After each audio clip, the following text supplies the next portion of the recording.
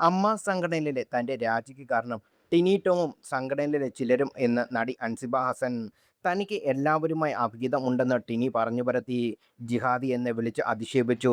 തന്റെ പേര് അൻസിബ ഹസൻ ആയതുകൊണ്ടല്ലേ ഇങ്ങനെ മോശമായി ചിത്രീകരിച്ചതെന്നും അൻസിബ ചോദിക്കുന്നു.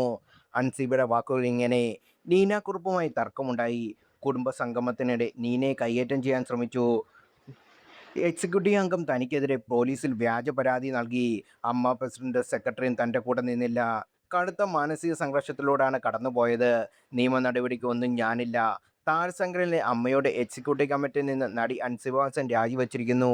സംഘടനയുടെ ജോയിന്റ് സെക്രട്ടറി ആയിരുന്നു അൻസിബ. അൻസിബയുടെ രാജി അംഗീകരിച്ചതായി പ്രസിഡന്റ് ശ്വേതാ മേനോൻ മാധ്യമങ്ങളെ അറിയിച്ചു.